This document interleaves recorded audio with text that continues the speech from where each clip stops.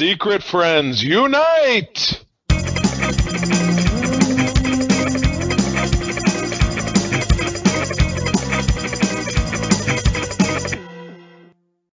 Welcome to the Secret Friends Unite podcast. This is your guide to the geek side and the companion to the Secret Friends Unite Facebook group.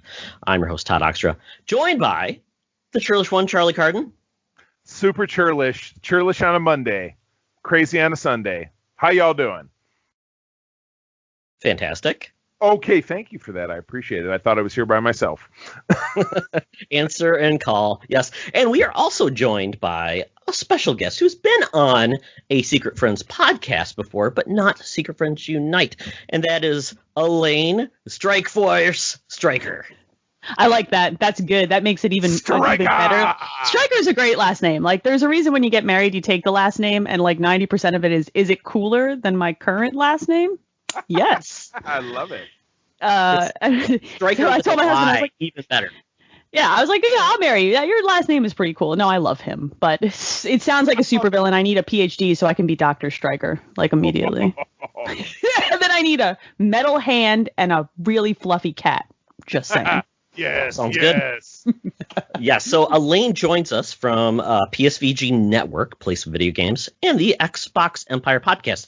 But Elaine has agreed to relinquish video game talk this episode and talk about all things Geek Media. So we're happy to have her here. And as always, when we bring somebody new on the podcast who may not be familiar with Elaine, we want to hear your geek origin in the world of Geek Media. Boy, it's probably Star Wars movies when I was a kid. Because when I was little, my dad loved Star Wars, right? So when I was a little kid, he would put them on all the time. That, and he would actually play a lot of Star Trek on the TV. Like, we had one of those. Yeah, a ton of Star Trek. We had one of those little black and white TVs in the kitchen, which is like an Italian-American family thing, you know? And he would put on, my mom would go to work, and he does not cook, so he would order pizza, and he would put on whatever Star Trek episode was on, because he liked them. And I would just, like, I was indoctrinated slowly between that and the Star Wars movies that were always on. And then I, like, kind of fell in love with fantasy novels and all that kind of stuff, and it just carried through into off and on with comics. I wouldn't say that one was as big of a thing, but books and TV were always like the go-to. So do you have a favorite franchise or movie or TV series? Star Trek. Oh, boy, no, it's probably this is a really hard question. It's probably Lord of the Rings of the non-video game adjacent stuff, although I would say it might be The Witcher. Before the games, because the novelization, the Witcher novels are some of my favorite, like, media. I like them more than Lord of the Rings. I know to some people that's like blasphemy, but yes. I think they're better. So, you know, this is me nodding politically. I'm not a fantasy guy, but you know what? That's respect. Fair. Respect. All right, I'll take that. You know, like, I got a Witcher tattoo on my whole forearm. Like, that was the media thing that, like, those books just kind of sunk in. You know how stuff, like, gets its teeth in you and you think about it all the time? Mm-hmm. Those are probably the novels and the series that grabbed a hold. And all the more reason why Todd needs to finally buck up and do that sleeve tattoo of Hello Kitty. I've always been saying. My wife would love that. My wife would even love me more if I did it. But I tell you, yes, fantasy is my wheelhouse, Elaine. It's more so than sci-fi, although I have a couple of sci-fi things I really love. But yeah, The Witcher, love the video game series, love the TV series, and I definitely want to get into the books. You should read the books. They're easily the best piece of content. I would say the TV series did an excellent job, but the books are where it's at. So it's the #1 Polish fantasy series, I believe. What a specific category. Look. That really does break it down. I'm impressed. It definitely does. Yes. So thank you for that. We love to know where people are coming from, and people will definitely be more excited to interact with you online when you tell us how they can find you at the end of the show. But with that, this is episode 308, so we picked a comic that matches that number. Charlie, I couldn't pick a better comic cover than the Armadillo. He's no laughing matter. This was good stuff during what was arguably one of Marvel's just shit-the-bed sequel miniseries. Secret Wars 2. First of all, the original Marvel Superhero Secret Wars in 1984 to 1985, still my favorite miniseries of all time. Secret Wars 2, I can tell, which came out in 1985, so that's now 35 years plus gone by, I still just like Crisis on Infinite Earths, I still have not read the whole thing because it's boring as hell. It's stupid. The Beyonder has a white guy fro. He wears a leisure suit. It's just not. No, it's not a leisure suit. It's more like the 80s, like, what is it? The parachute pants type. Yes. Weird, like lots of buttons and lots of buttons. So many buttons that go like they're ornamental buttons. But anyway, I've never finished the series. This, however, was an issue that was written by Mark Gruenwald. Of course, he's one of my favorites. Cap visits the West Coast. And this was right when the West Coast Avengers started, so he was palling around a little bit with Hawkeye and Mockingbird. And Armadillo shows up, and it's the whole thing about Power Broker and Dr. Malice, and it was just very super 80s and a lot of stuff that is kind of eking out in I think what we're going to see in Falcon and the Winter Soldier. A lot of those pieces moving. So I love Armadillo has a chance. Armadillo does not have a chance. He's a terrible character. He was trying to save the wife of his unfaithful wife, and believe it or not, a wife of his unfaithful wife? No, he was trying to save an unfaithful wife. Oh. But frankly, you can't blame her because would you want to get down with a guy looking like this? He's a real goddamn armadillo. That's all I'm saying. But Charlie, he's soft on the inside. That's where all the soft meat is. Roll him over, rub his belly. No, leave. Just what a specific and weird. I had completely forgotten that this character was like even a thing, and I'm having like moment right now, and I'm just like, what a specific. I'm playing the episode of Friends in my head where Ross dresses up as the armadillo, and that's the vision I have. Him in the armadillo costume fighting Captain America, because that's how stupid this character is. Wasn't that the Hanukkah armadillo? I don't remember. Yes, it was. And Superman saved all the Jews. I remember. Yes, and just I hope he doesn't go to Texas, because as you know what happens to armadillos in Texas, they end up with like stuffed with a Lone Star bottle of beer. Oh God, it's better than the fate of that poor manatee in Florida. Oh God, let's leave that alone. Oh my God. Well, folks, when you're done checking out this cover, how can they check us out online, Charlie, and follow us?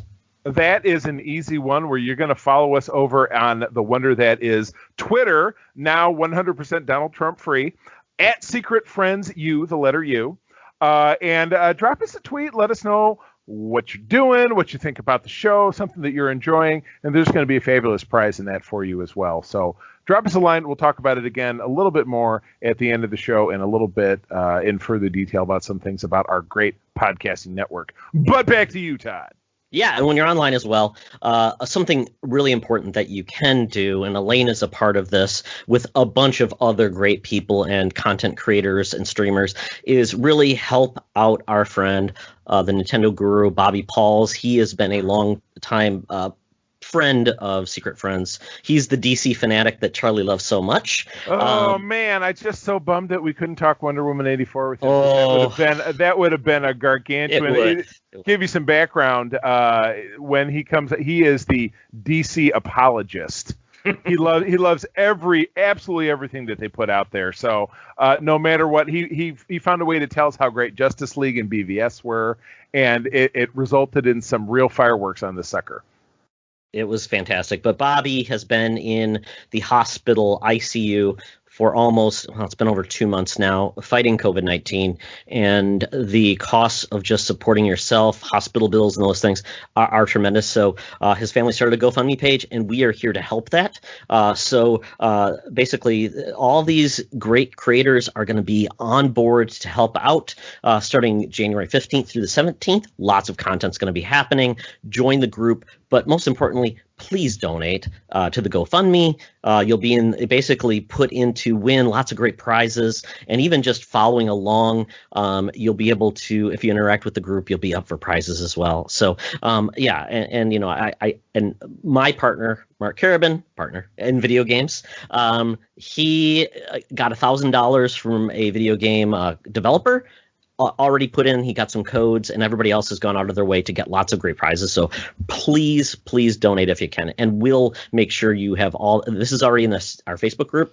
You know how to check it out. You know how to commit and get yourself involved. And please do something good in 2021.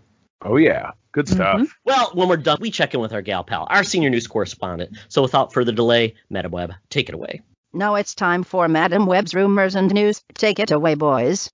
Thank you, Madam Web. As you see, Madam Web, we have a new guest on the show, so be kind. I heard her husband is very swole, so even though you are a venomous woman, please do not hurt her poor husband, and do not hurt Elaine trying to get to her husband. She's got important things to do. Not getting beaten up by a sexagenarian, that's for sure. She's wiry, Elaine, so watch out. I'll dodge nimbly, maybe. Look, I fall down a lot. This could be bad. Oh boy. She does too, but her bones are more brittle. Oh well. Ooh, snap, crackle, pop. Oh well. So Charlie, I think this first story is all you. The big F, Kevin Feige, talking about his Star Wars movie. We've got some news this week that we have a writer attached. Writers for movies are good things. I mean, they can be made without one. Have you seen the Zack Snyder DC movies? Oh! High five. Nobody? Wah wah.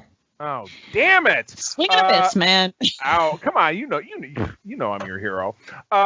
Movie is looking to be written by Doctor Strange 2 and Loki writer Michael Waldron. Now that mentions two products that none of us have seen, so I'm going to have to get a judge's ruling on this one. What else has he done?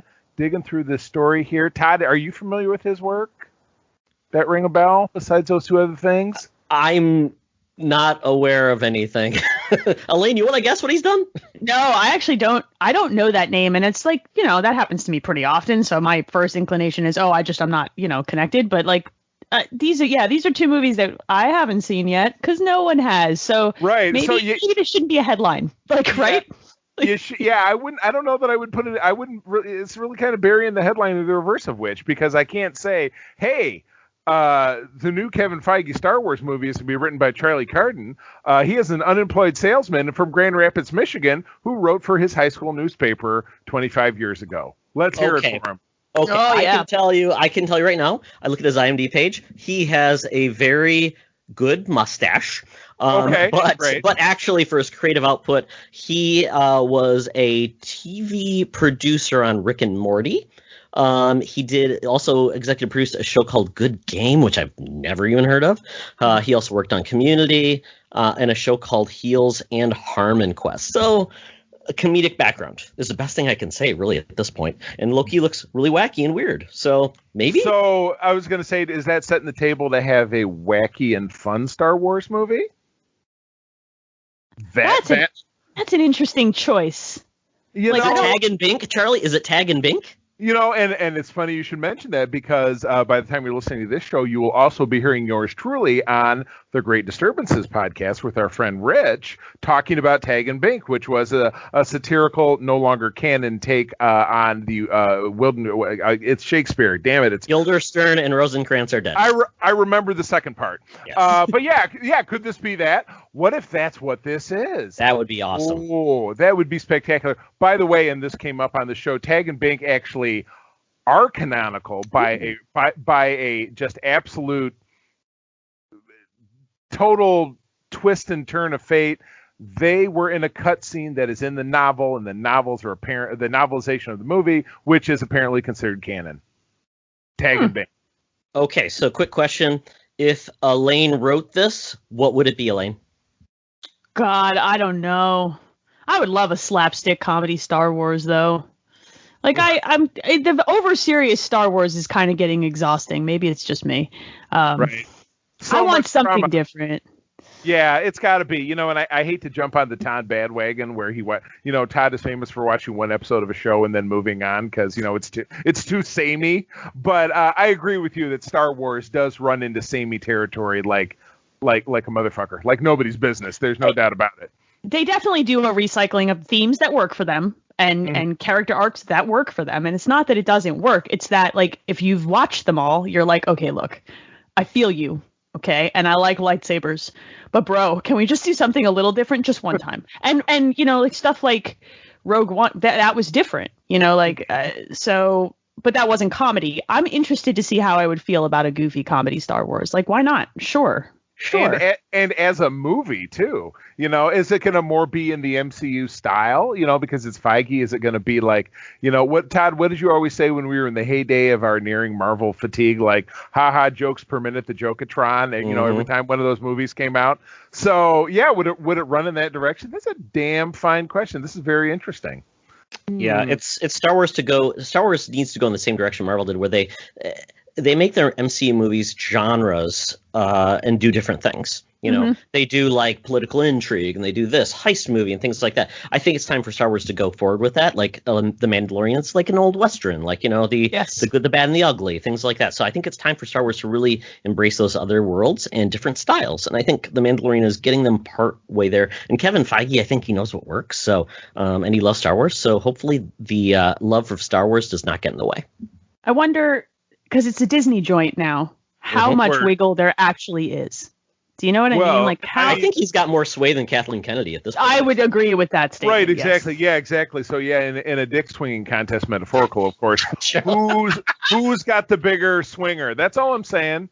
Who are you going to put your money on? Is it going to be KK, who is giving us some real stinkers, or you got Feige, who is the fucking golden boy? Am I wrong? You're not. Like, he definitely, if anyone was going to pull off something completely different, like, he has the biggest sway to pitch it and be like, let me, and they'll be like, okay, sure, yeah, he's earned why it. not? Yeah, he's definitely so maybe we'll get to see something fun and different. Like, how far out do we think this actually is, though?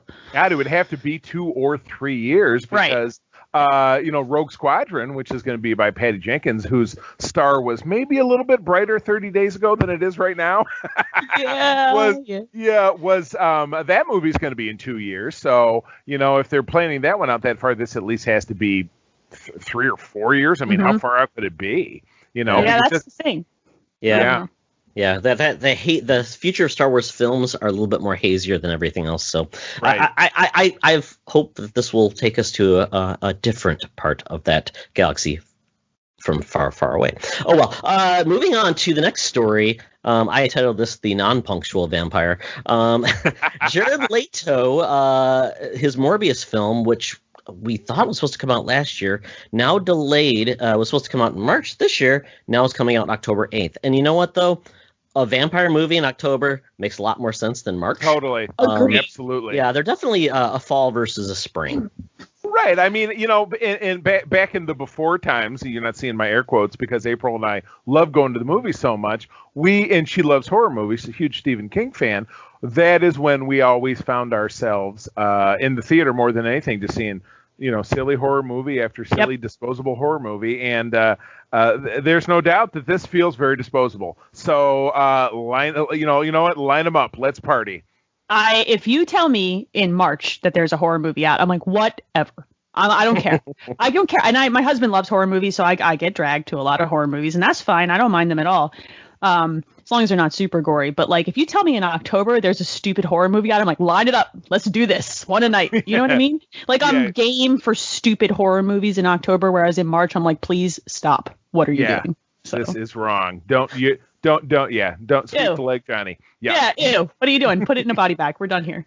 So. Yeah, and Sony's track record for doing like the B tier type film with Venom, which was not good, but they were embracing the not good. I always say that with that movie. It wasn't right. Tom Hardy was all in on being really just B tier. Yes. And he was pulling the Bane. He was doing his like bad Jersey accent. I mean, it was what it was, and it was still kind of satisfying in a train wreck way. But everybody embraced it, I think. And I think this is the same thing with Morbius. I don't think we're going to get like the next coming of, Nosferatu, but it doesn't have to be. It's just going to be, Jared Leto hopefully overcoming the horrible Joker role he had, and he does something fun with this. So I'm all for this, and hopefully by October rolls around, we can actually see horror films in the theater. That would be, or you know what, just keep streaming me things at home. The popcorn is cheaper here. I'm not, Absolutely. Cheaper, but not as good, though you can actually go to my theater and get the popcorn and come home. But yes. Legit. I've legit done that. I've totally done that. I don't care. Because I have the refillable bucket. When I was out and about, there's more than one time that I stopped by, fill up the bucket at 2:00 on a Wednesday, and just drive off with it. Why not? I don't care. It's a snack. I can. It's even better. You pour a little hand sanitizer on it. Tastes even better. These days I can't argue.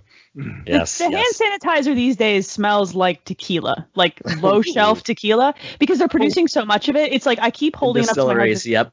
It's bad, and my husband's like, "Why does it smell like Cinco de Mayo in a cheap college bar in here?" I'm like, "It's my hand sanitizer. Let's party, baby." Everybody's doing Purell shots this year. Yeah, there you go. Don't do that, kid.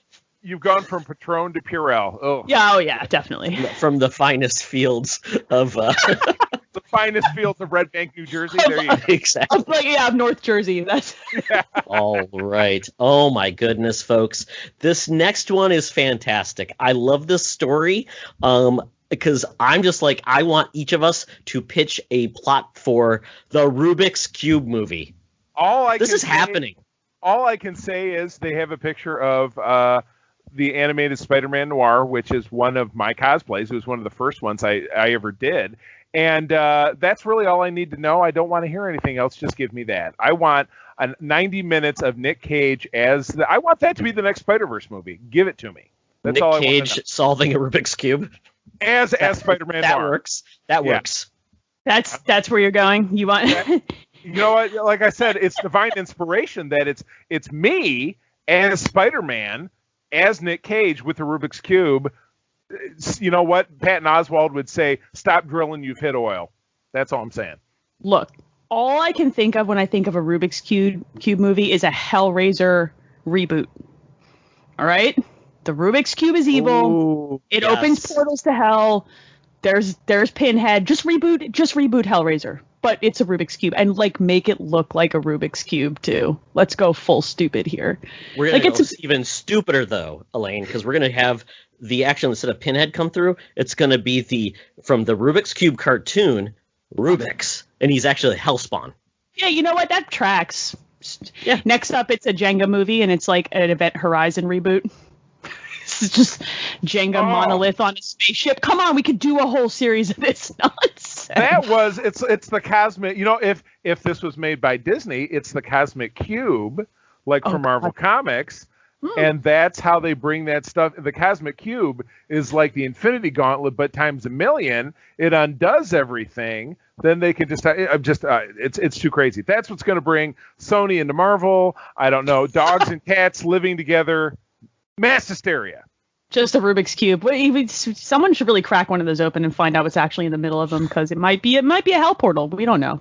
You never know. You never know. Although I will tell you, this is brought forward. Who's going to make this is Hyde Park Entertainment. So I just had to look and see what did they actually do. So the greatest thing about this, it does bring it back to the 6 degrees of separation of Nicolas Cage. They were in their library of titles is Ghost Rider: Spirit of Vengeance. Come on. Oh no. It writes itself. Oh no. Oh no. Oh my God. Oh boy, yeah. No So and I was going to put it as an extra one, but I'll just mention it here. I did see a posting about they're going to make a Risk movie as well. And this is horrible. If they make a Monopoly movie and it doesn't involve someone flipping over a table, flipping everyone the bird, and walking out of the house, then I quit. We're done. Yeah, it was one of the rare Dane Cook bits that I love. Here's every game of Monopoly after 4 hours. Fucking I quit! It's Risk too, though.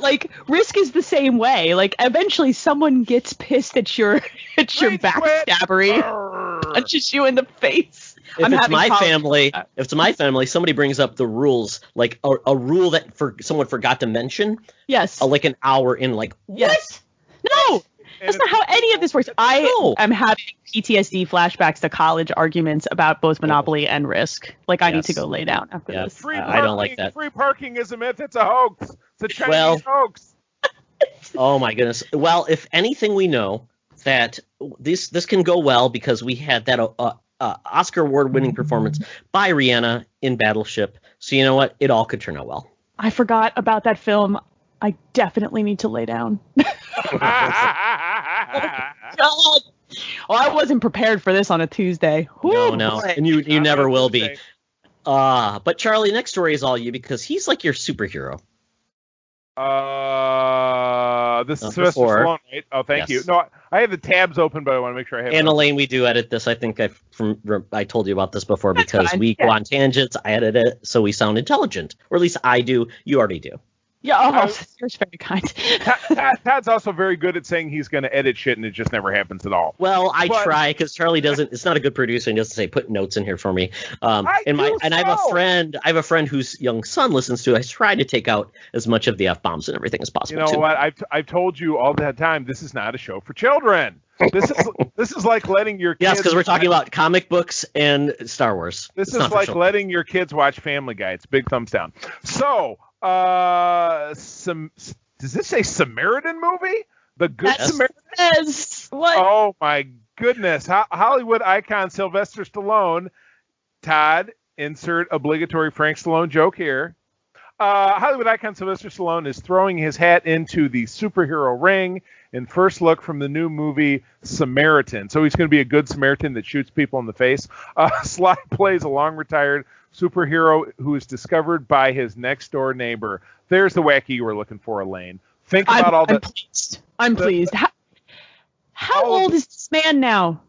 60, almost 70. I would say he's older than that, isn't he? He's got to be close to my dad's age. 73 years old. He's 2 years older than my dad. Yeah, he's older than my father by about 2 years, too. And like he's still like, superhero in a movie. And everyone's like, yeah, okay. Oh, my gosh. So, yeah, so this could be. But you know what? The dude's still working. What the hell else is he going to do with this time? Though I have to admit, that last Rambo movie was the worst piece of shit I ever saw. But the Creed movies were great. So he's like Kevin Smith. He's just doing whatever the hell he wants to do. His superhero movie called Samaritan. He's a retired hero, way retired, who gets discovered by his neighbor. Do we find out who the neighbor is? It's got to be Kevin Hart. Who else could it be? You know what I'm saying? I'll be disappointed now if that's not true. Kevin going to be bad. Kevin Hart's in everything, just like in the early 2000s, Samuel L. Jackson was in everything. And before that, it was Chris Tucker. Kevin Hart had 30 minutes in his schedule, and he filled it right with this. Oh, yeah. Just showed up on. He stumbled onto set. He was like wearing his robe, and he's like, "Oh well, I'm here. May as well do a part."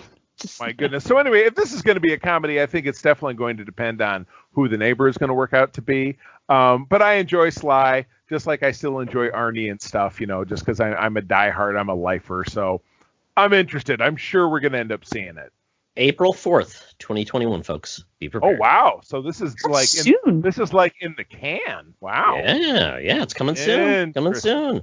Yes. So then Kevin Feige's been doing the rounds, actually. He was talking about more about what's going to happen with Marvel. He talked about how many episodes will be in like She-Hulk, some of the other things. But one of the things that, we did not know was what would their take be on Deadpool 3?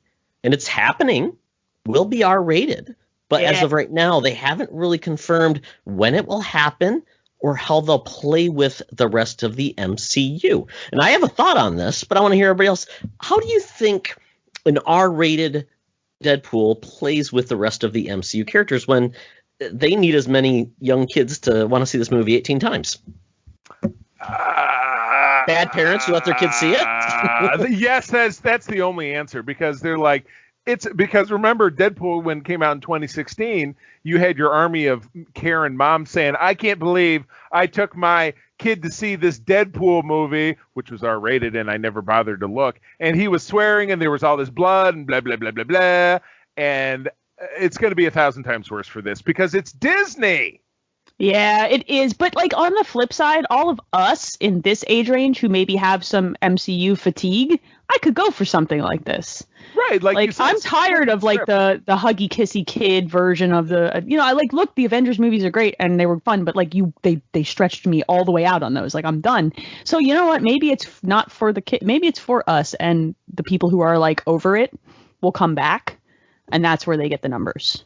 But and the thing is, as Todd pointed out, we're all kind of over it now because we haven't seen anything from Marvel in a year and a half, almost 2 years since we've seen anything from Marvel, because it was a year and a half. Yeah, it was July of 2019 that Spider-Man came out, and that was the last thing we saw. It's true. But we're getting TV, spin-off TV. Exactly. So. Yeah, we'll have 2 spin-off TV shows by the time Black Widow ostensibly comes out this summer. Yeah. So very interesting.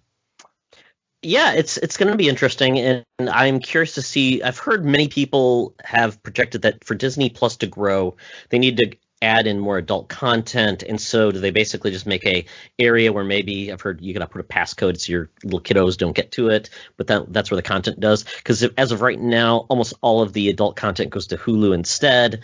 But and maybe that's a way that they actually grow that Hulu plus Disney like that package. So who knows? But I have a thought, though, outside of this, though, in the future movies where it's a primary, like MCU film that's, PG-13, I would love to see Deadpool kind of be like that, just that element of chaos, like you see him in like a lot of the cartoons, Charlie, because Deadpool is in like the Spider-Man cartoons, and they just really overload the camp, and I would love to see like lots of like censored like loud bubbles and things like that, or like if he shoots somebody's head off, it's like a balloon popping with like confetti. I think it'd be fun. I think that it'd be a recipe for disaster. I'm not. Oh, so you're saying my MCU would not be that successful? Blasphemy. Right. It's all. You know what? I got news for you. Disney could make money out of a basically a slaughterhouse film. They'd find a way. So yeah. I'm not that concerned. I'm not worried about Disney. I think that this would be nice for those of us who are over like PG-13. Like, I don't think you can do Deadpool without making it rated R either. So the choice is either do it rated R or don't do it. So yeah, and I think they could just put a lot of the more mature Marvel characters into that as well. Sure, I think would be a great avenue for that. So we'll see, because I don't think Daredevil or Punisher is showing up in hey, you killed all those people. That's okay. Well, let's team up. Okay. Also, like, let's figure out what to do with the X-Men. Let's solve that problem, right? And this is a potential solution for that problem, because boy, have those movies been bad. Don't do any more of them, please. Right, exactly. Because it's hurting my soul. They're really on the like 60% bad, 40% good, and it's really that's completely done. We did wrap up the New Mutants, and we figured that ended on a whimper, and it was kind of more like, hey, we're taking that dog to the farm, kids. I was gonna say, but it had a great big bear. You've been listening, I'm sure, to Weekly Planet and how they're. Yes. That seems to be the focus of any talking about the movies, that they had a great big bear. They had a great big bear. It was the Winnie Pooh of nightmares. So there you go. And lastly, last story. This just actually came out today, and this is kind of breaking our covenant, Charlie. But this involves one of your favorite characters, and the fact that I think this is the appropriate area for this character to go until they finally figure it out, and that's Indiana Jones. Indiana Jones is getting a video game out of the blue. It's being developed by Machine Games, who makes the Wolfenstein games, and this was a surprise out of the blue because Lucasfilm's games just came out and reorganized in a way, I think, because they want to now put out games in a different fashion, have different developers make the appropriate games. But we're getting this, and they tease a lot, and it's being done. And Todd Howard, who is behind the Fallout games and the Bethesda Elder Scrolls games, is behind this. He's executive producing this game. So I'm very excited because I think Indiana Jones has really missed the boat on the Tomb Raider, the Uncharted, and he was the guy that pioneered this. And to get a game like this, it would be fantastic. I think the last Indiana Jones game that came out was on the Wii or the original Xbox, and it was okay. It was pretty good for the time, but it has not aged well. The Lego games were good, too. Yes. The Lego Indiana Jones series was good. Look, my favorite take on this thing that came out today was like, oh, Machine Games, they made, we're going to go from killing Nazis to Indiana Jones. I'm like, y'all, Indiana Jones was all about killing Nazis too. This is in their wheelhouse. This could be rad and super mature and adult because Machine Games does not play. they don't hold back. So I think this is rad. I love Indiana Jones, except for that one movie we're not going to discuss. I was going to say Indiana Jones is in my blood. Not only in my favorite film of all times is Raiders of the Lost Ark. I was 5 when I saw it when it was new, but Indiana Jones is my prime cosplay. It's actually one that has been requested by companies that we provide entertainment and fundraising for in the charity group I belong to. So Indiana Jones is very big to me. I heard the rebirth of a rumor this week, and it was a rumor. I don't know much about the Den of Geek website, if they're clickbaity. No, they're pretty good. Okay, well, it was their rumor that rekindled something from many years back about Chris Pratt potentially taking over the role in time. Because I love Harrison Ford. I've always loved him. He reminds me of my dad. They're about the same age. They kind of look a little bit alike. But enough is enough. It's a real bummer that they're trying to cram Indiana Jones into this extremely grumpy old man. So this digital take, fantastic. Potential of Chris Pratt taking over the role, fantastic. So yeah, I have to agree with you. Even as somebody who's a non-gamer, as someone who is a diehard, knowledgeable lover of Indiana Jones, this is great news to see it moving in a direction that is something that is not going to exploit Harrison Ford's age, and make me feel sad about it.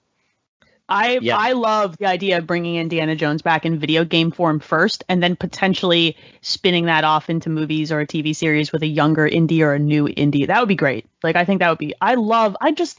This birthed one of my favorite genres of like movie and video game. Like, give me more of this. Yes. And the good part is Disney's actually telling Harrison Ford this is actually a movie and this is actually a video game. It'll make him happy, and then they can go on and do what Elaine wants. Yeah, that's what he always do. Elaine wants. Have you seen that meme from like 5 or 6 years ago where it's a picture of Han, Luke, and Leia from Episode 4? They're in the Death Star corridor, and it's the three of them. Very classic photo, but it's their new faces of them in modern time, just cheaply pasted on. And Harrison's like, "Is this the movie again where I wear a hat? I can't remember." I love the idea of him being in like a nursing home, not remembering which prop he needs in any given. Do I need Ally McBeal? Bring my whip. Bring me my whip, and also my meds. Am I flying the plane again, honey? Yes, you are. Of course you are. Well, am I flying the space plane or the plane with the Nazis hanging off of it when they're trying to chase me? Let me land this thing in the middle of a crowd. Oh. If it's a space plane, where's the big dog? Oh, right, the big woofer. So stupid. Oh, my goodness. Oh, well, that is it for the news this week, folks. I'm glad we had some fun stories to brighten your mood. Now we are moving over to a place we want to visit for a little bit relaxation to get excited about the world of nerd. And that's the Geek Easy. Talk nerdy to me. Talk nerdy to me. We're sitting outside the Geek Easy, although I've heard, Charlie, the rumblings about the Geek Easy being opened again at like 50% capacity so we can get their horrible food but still have the horrible environment as well to really make it even better. The dank, Mo, the dank! Don't take away the dank. Yeah.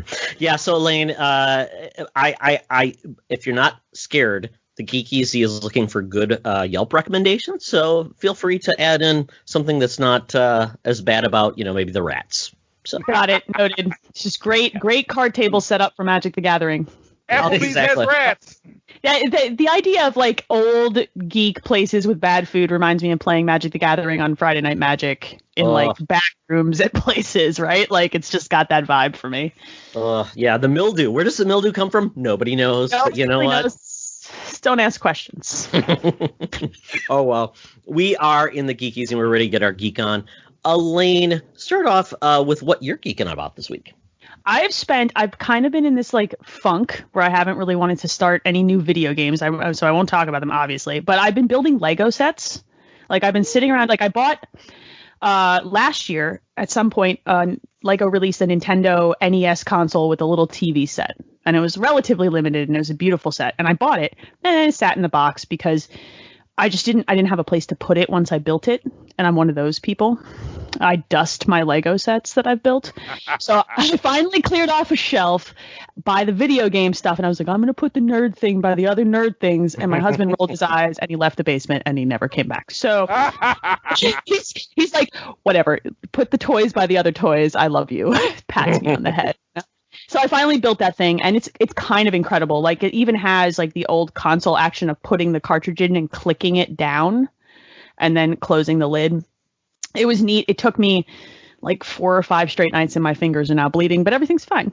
It was all worth it. It's all in the game. It's fantastic. It's a really like well thought out set, and I really do think Lego does a great job with like their more expensive sets that. Like where the details are very specific, and it's fantastic. So I spent a lot of time doing that, and then I picked up. They just released 2 new sets from their like botanicals collection. They're plants. Okay. But I think it's like, is this like a shampoo No, collection? it's plants. Here's the thing. okay. These are plants for people who want to be way into plants because they spent their Halloween watching The Haunting of Bly Manor and now want to be a gardener in an old estate, but kill all plants. Mm-hmm. And only have so much good sarcasm and a terrible British accent. So I bought my British accent's so bad. I'm going to work on it. Look, okay. I have goals. I bought the little bonsai tree, the little Lego bonsai tree, and I built that last night while watching The Karate Kid because it felt appropriate. Oh, wow. Don't cut the Legos. Yeah, You can pop them off and then you can put flowered ones that have little frogs on it. sweep the Lego Johnny. That's the second time I got that in. In a body bag. In a body bag. We actually introduced the children to that movie as well, and they're way into it. So that's been great. Are they way into it, or are they way too much into it? They're way into it. They're not too much into it. They started by like creeping up while we were watching Cobra Kai. And like my 10-year-old is old enough and he's very mature and it's fine. And then my husband and I were trying to explain the references because he's like, why are you laughing? And I was like, okay, I think we need to just play the movies for the children. Yeah, cue the rat music and bad outfits. Yeah. Look, it was a time and place. Okay. Right. So we watched the first movie and then my daughter's like, when are we going to watch the second one? I'm like, oh, not you. You're so scary already. Oh, you're in. Yeah, these kids are way into it. So I built the bonsai tree while watching The Karate Kid, and I felt very proud of myself. And my husband just once again rolled his eyes and left the room. I don't know what the problem is. How very sitcom-y. And then the laugh track swole up. Yeah, exactly. And then the dog sighs from the chair over by the window. Like my life is not again. Sighs all the. Oh God. May I call you Madame President Business?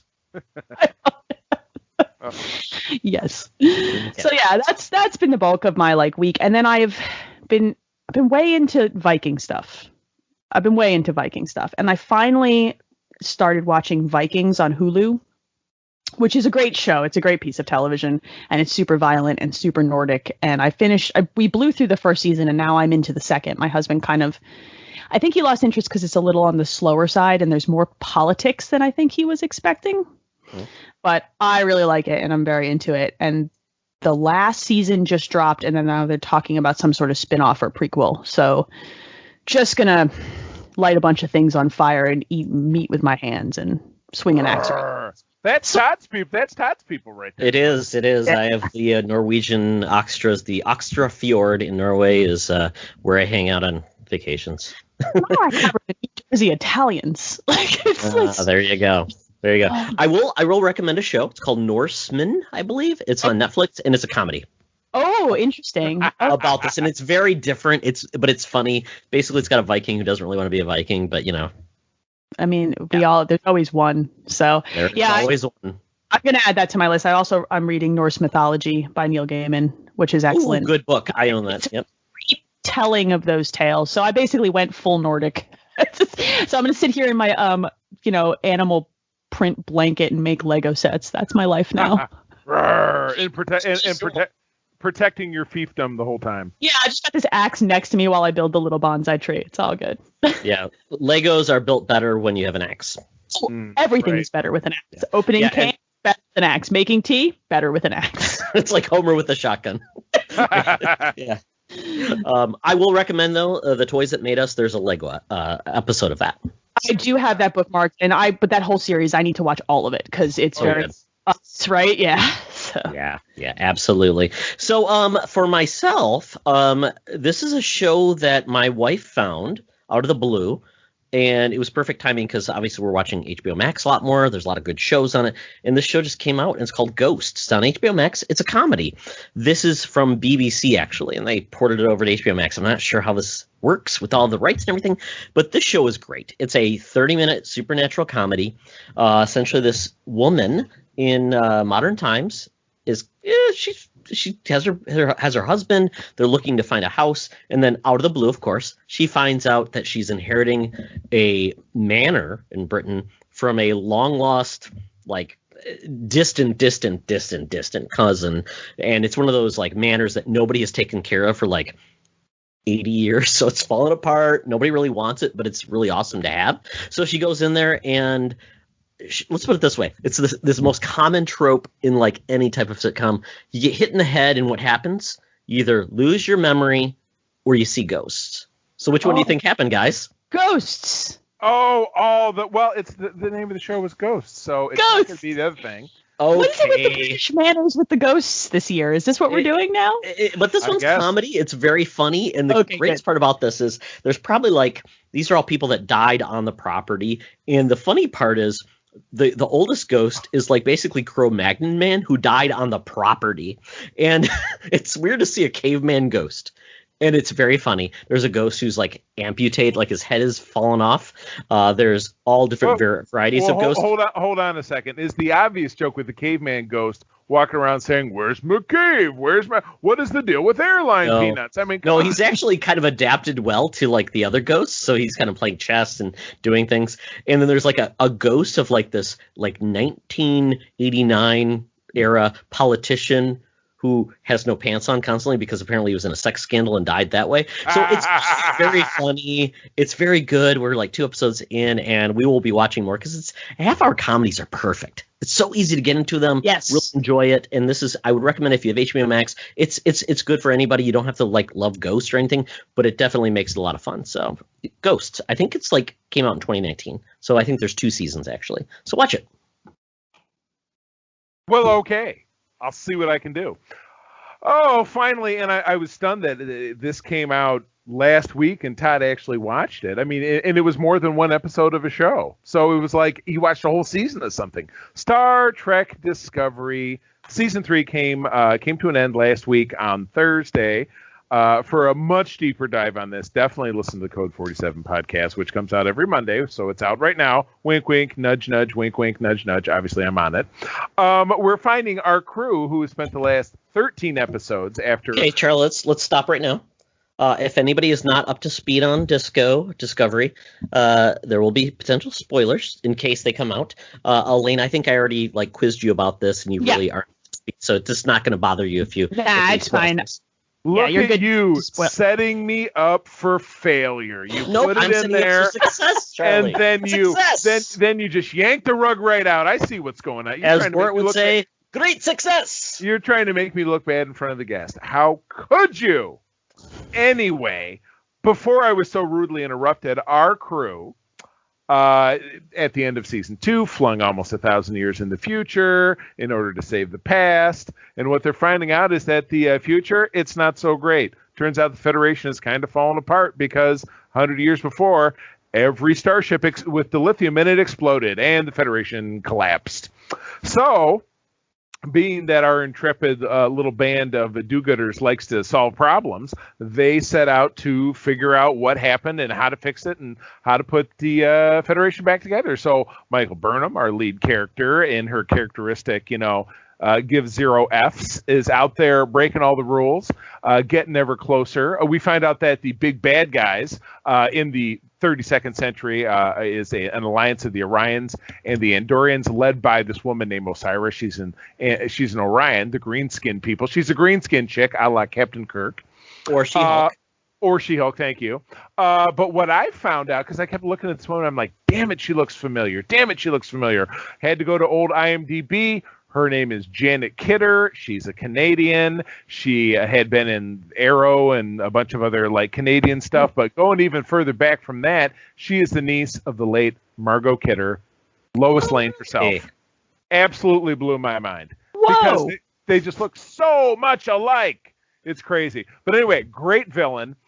This episode, led down in the episode prior, this Emerald Chain and Osiris, they were able to capture Discovery. They were able to use it to infiltrate Starfleet / Federation headquarters, which is this big, terrarium now. It's this big space dome. They got in there. She tried to broker a deal with the main admiral dude, who we call Admiral Mummy, or my partner Alex calls him Admiral Ayatollah Asahola or something. I mean, Oded Fair from the Mummy. Yes, Elaine. Exactly. But anyway. So this episode led to the big slug out. The Discovery crew had to cripple the ship so that the bad guys didn't take it back to wipe out the planet where we finally discovered the burn took place. and Burnham had her one-on-one slugging it out with Osira, which at the end of it, Todd, I don't know if you listened to my episode, but my biggest issue with that was they're having a big fight in sickbay or whatever. I think it's the computer core. She's like choking Burnham, and she pushes her through a wall a la Homer Simpson. Yeah, what was that thing? Going back through the bushes, like the famous meme where he's like, "Roar."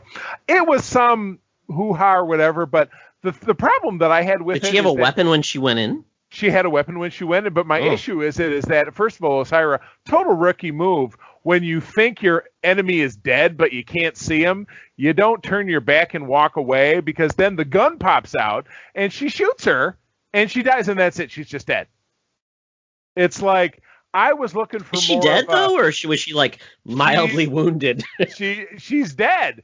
Because okay. I wanted more of a, Maisie Williams with this jumping up with the sword to the White Walker, where she shot her in the back or whatever, and then she's just dead. So I was like, oh, okay. Yeah, and I thought that sucked.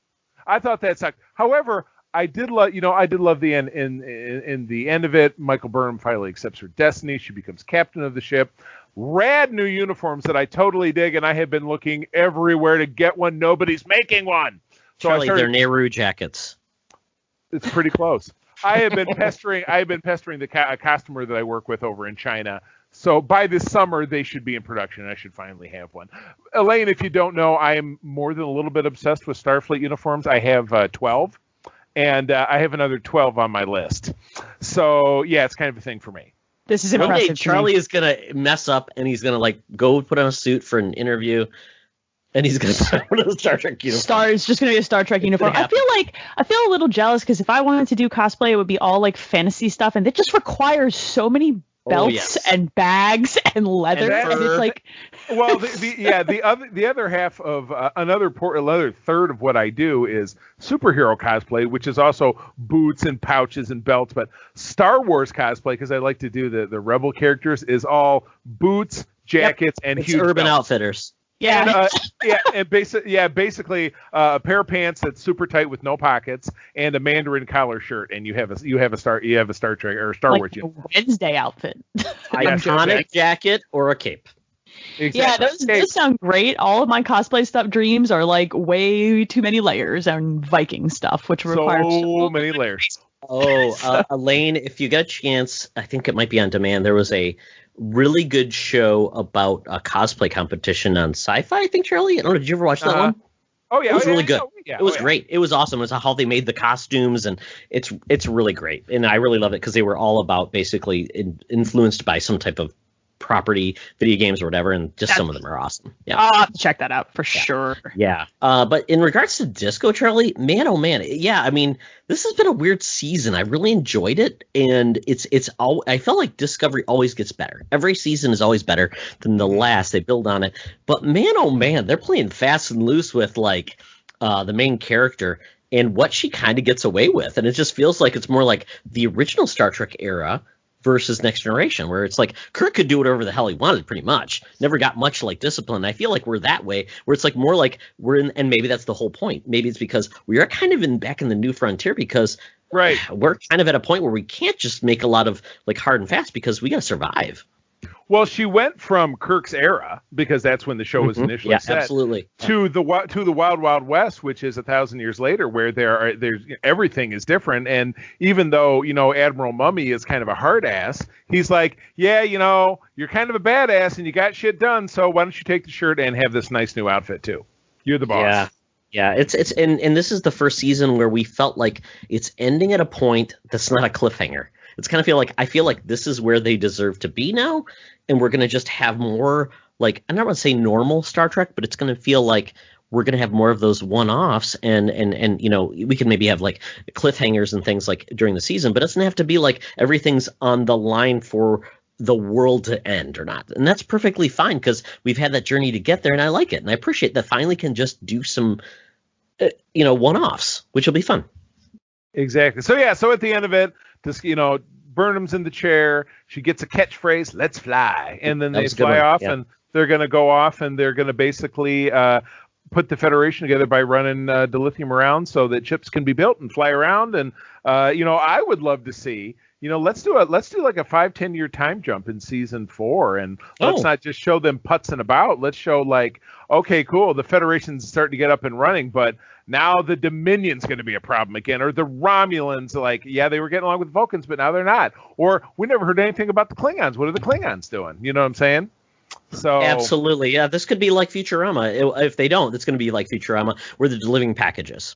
Right. And they're going to need a bender, and they're going to need Leela. Yeah. Yes, exactly. Leela. Exactly. Good stuff. I love it. Love it. Yes. Love it. Good time. So yeah, Lane, Star Trek, I would say, is at a high point right now. Okay. CBS All Access does a bunch of 1 month trials. I think Discovery is definitely a show that starts a little bit rough, but definitely takes off in a new way that I think really advances Star Trek storytelling in a way that's more like modern, great TV. So if you're interested, I have to check it out. Yeah, I think it's where I would jump in at this point is something new like this. So I think that's, maybe I'll give it a shot. Maybe I will. Yeah. Do it, and hit us up on Twitter and let us know what you think about the show when you start watching, because we need some Twitter loving, so to speak. I have lots of that. That's where I spend most of my internet. Elaine, I love your Twitter posts about what you're doing with your dog and your runs, and you're having something to eat. It's great. Yeah, I'm basically it's a stream of consciousness. It's great. So I'll just direct some of it at you guys. Yeah, if I have any one blind spot in the social media world, it's Twitter. I mean, I'm logged into 4 different accounts, my personal and then the 3 podcasts I'm on, and I never do jack shit. So I really do have to change that. So now I have a reason. I'm going to do it. Because Facebook is just going to get you like those, 50 sums, Charlie. So you gotta where the 40 sums are. Right. Where the 40 sums are. Oh, yeah, it's true. Absolutely. Yes. So we are out of the Geekies. Now we're moving to a better place where the mutants roam, and they've all been vaccinated, and that's the Thunderdome. Welcome to another edition of Thunderdome! Thank you, Tina. We're sitting in the Thunderdome where the mutants have been gathered for a topic or a game to be entertained. And this week it's a topic, and it's kind of a positive vibe. We're looking at things we are excited about in 2021. We need to be happy and excited for things that are going to keep us afloat. And it's funny because Netflix just put out a trailer. They're going to have a new movie every week of 2021. Whoa. The Rock's involved. Ryan Reynolds is involved. Gal Gadot's involved. I'm sure it's great that we're getting this, because without that, we need entertainment. So we don't know we're getting movies, but it's great that we've got these things. So we're going to break this down, folks. We're going to have TV, movies, and a little bit of comic book action, because comic books are a little stilted. They don't always give you much about what they're going to happen all year long, but we'll kind of cover out what we know is going to happen, and we'll go from there. So let's start off with must-watch TV. There's 17 that Wired Magazine has graciously given us. So we'll go through these pretty quickly, because some of these are coming very soon. So obviously we know about WandaVision. That's coming this Friday. We're going to get 2 episodes. No more to talk about there. But let's move on to the next one, and that's The Falcon and the Winter Soldier. Oh, sorry, was that me? Oh, wait, was that Elaine or you, Charlie? No, that was just... Yeah, it was Elaine. All Elaine. 100%. No, it was totally me. I squeaked. Oh, no, I didn't. So good cover. This is the one that was supposed to have it last summer. This is the one that so much of it is based on, basically, and I mentioned it for the second time in an episode, Mark Gruenwald Captain America, where you have a new Captain America, but you're also putting in elements from the 2000s with Falcon as the Captain America, with Bucky as Captain America, who's going to sling the shield. This is going to be fantastic. We're getting the return of Baron Zemo. You get elements of things that have come before. So this will be great. That's all I have to say. Exactly. Sorry. Yeah. Silence is you don't great. follow that. You can't follow that. He's not. No, it's going to be great. And this is March 19th. So I'm assuming there's going to be no overlap between WandaVision and this. So we'll probably get the last episode of WandaVision on March 12th and go right into this on March 19th on Disney+. That's exciting. Bring it on. I want it.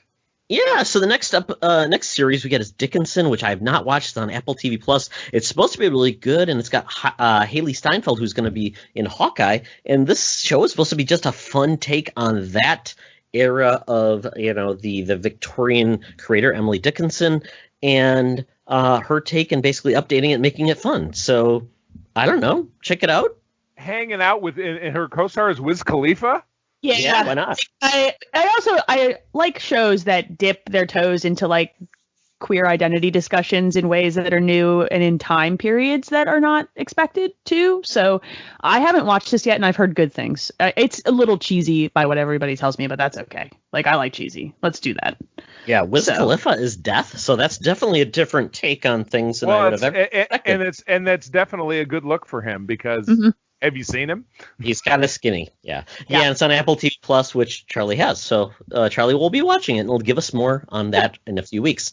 Yes, I will. Yes, we moved to Search Party, which I've heard really good things about the show. It started off on TBS. It's on HBO Max now. It's on like season 4 now, which is just kind of it's a black comedy apparently about people that are looking for friends of theirs who disappeared. It's January 14th. It comes to the 4th season, so check it out.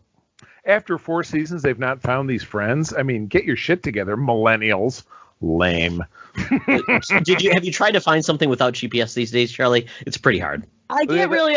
I've lost my keys like 4 times today, so really I understand the struggle here. Right. Like, okay. So what you're saying is they find the people and then they lose them again, and then they got it. So that's the premise. This could be a sitcom. Have you seen My Fiancé, Charlie? Have you the Dingo HO baby, right, Elaine? Man. Have you seen Elaine dance? Yes, we have. Well. He brought it up before I had a chance to make how Elaine danced joke, so sorry. Well. We move on to the next one before Elaine gets embarrassed. The Book of Boba Fett. We know very little about the show. It's coming out in December on Disney Plus. Dave Filoni, Robert Rodriguez, Jon Favreau. Let's go. I like it. Delightful.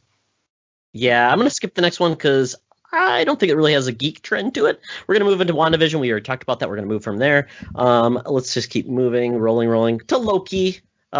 This is May in Disney Plus. So this will probably take place right after the Falcon and Winter Soldier ends. So we're going to get January through June solid weekly Marvel shows. That is astonishing. I want them to all be good. Can they just all be good? I hope they're all good. I don't want them to be bad, or that would be a bummer every week. They have a 1 to the Inhumans sucked average of being good. Yeah. Because Inhumans is the only bad thing Marvel's really bad thing, like Iron Man 2. But Thor 3 or Thor 2. But these are going to be good. You're right. You're definitely right about that. The worst Marvel is like bad pizza. Still pizza. You eat it. Yes. Still delicious. Yes. Now, the funny part is with all of these feel a little bit more like layered versus the standard MCU film. So I'm curious if this is going to be like family friendly or if this is going to be a little more cerebral and it's like, the kids might be a little bored. I don't know how they're going to manage it because it's going to be, long form storytelling, which Marvel's really not carried off very well in the past. So except for like, Daredevil, and those were pretty dark shows. So I don't know if the kids will be bored out of their mind as we're kind of entertained in like more of a Breaking Bad fashion. So we shall see. The next one, The Dropout. This is kind of crazy. Real life events. This is Kate McKinnon, though. She is must see TV regardless of what she does. And she's playing the role of Elizabeth Holmes, who is the CEO of Theranos, who was basically discredited, and she had this great blood test. It was going to revolutionize all testing, and it just went to crap. This is going to be on Hulu. I think this is going to be riveting to watch. Mm-hmm. I want to see this. Indeedly. Yeah, no, that sounds interesting to me, too. Yeah, the next series is one of my favorite comic books of all time, Y: The Last Man. This is essentially all about a plague that breaks out that eliminates anyone with a Y chromosome. What does that do? Oh, well, that means that there's one man left named Yorick, along with a monkey, and they go along the countryside to understand what happened, and also he wants to reunite with his girlfriend, and it's kind of a crazy adventure. It's really riveting. This is going to be on FX, so they can really get away with it, and they did a great job. AMC did a great job with Preacher. I'm hoping the same thing happens with Y: The Last Man. I hope it goes well because this series has a lot of challenges getting up and running, but I'm excited for the series. I think it's going to be a hoot. I have this on my to read comic series list you because I've heard such good things, and it is kind of more like it's less superhero-y. Like this is the kind of thing I'm kind like Saga. I also really enjoyed. Like I like stuff that's same author. Yep. Yeah, that's why everyone's like, "Yo, you have to read it." I'm like, okay, like I have a stack of books though. Like shame stack. We're calling it collections, so there's less guilt. That's what I do with video games too, so it's cool. I'm excited about the next one on this list personally. Actually. Yeah, I'm not familiar with this. Midnight Mass. It's basically Mike Flanagan, who's basically made Haunting of Hill House. He did Bly Manor, and now he's back with Midnight Mass. This is coming to Netflix, TBD, and it's basically about a remote island community that begins experiencing unprecedented and terrifying events after a young priest comes to town. This is a show that shot during COVID-19. They were one of the first productions to get up and running. I follow both Flanagan and his wife, Kate Siegel, on Instagram, and it's been fascinating. Like they put into place all their safety measures, and then other productions were calling them like, yo, what did you do about this? And what did you? So I think this is fascinating. I loved Hill House and Bly Manor. This is interesting. He also wrote the movie Hush, which I don't know if you've seen. It's exceptionally good thriller. It's 90 minutes where my heart rate did not come below 120 BPM the entire time. Right. And it's very quiet, and Kate Siegel is an exceptional actress. The book that Kate Siegel's character wrote in that movie was called Midnight Mass, which I thought was a cool little mix, yeah. It's a just neat little Easter egg. I mean, there are a lot of exceptional actors in this. Kate Siegel's in it. A bunch of the folks who were in Hill House are back for it. This could be awesome. I love his scary stuff. I'm really here for it. So very excited. You notice this list, Charlie? You don't see a lot of network shows, do you? You see all streaming. Are there any? Did we have? No. I don't think so. No, because they just don't support this type of content, which is just great that we get it. Because in the past, we just get like Desperate Housewives. We get the occasional like Lost, but we wouldn't get stuff like this. So, it's a good thing. Did Martha Stewart always say it? It's a good thing. Yes, there you go. Yeah, it was. Yes. Oh my God. Yes, there you go. Then next we've got Foundation, which that title, if you were a hardcore science fiction geek, that means a lot. It's Isaac Asimov. He did the Foundation, he's the guy. All of the robots and all of that science fiction foundation he developed. This is coming to Apple TV Plus. There's not really a release date for this, and it'll be interesting. It doesn't even say who's actually developing this, so I don't know how the quality will be. But Apple TV Plus hasn't had like a great like standalone like monumental success yet. I've loved Ted Lasso, but beyond that, they've really just been like, it's been a lot of okay kind of. This could be it though, so we'll see how that goes. Next though, Hawkeye. Finally. We got some confirmation who's going to be in this, which is great. It's going to be in the based on the Matt Fraction comic book run, which Charlie we will read. Finally, hopefully. We're going to read this certainly this year, so that we can frame it against talking about the show. Yeah, absolutely. We got Jeremy Renner. We got Haley Steinfeld, apparently, who finally admits she's in this thing. It's going to be awesome. So, and this is going to be fall on Disney Plus. So I guess we have a gap then. So we basically have May and then nothing Marvel until the fall with Hawkeye. Well, unless and we'll jump ahead, but then we can jump back. We have a TBD for Ms. Marvel based on the Kamala Khan character. That's right. Played by Imam Vellani, who. My God, the casting is so beyond spot on. But what a wonderful character. This is one of the newer Marvel titles that I really embraced. We're kind of right up there with Miles Morales. But it's TBD, so for all you know, this could be a late summer kind of thing. Don't know.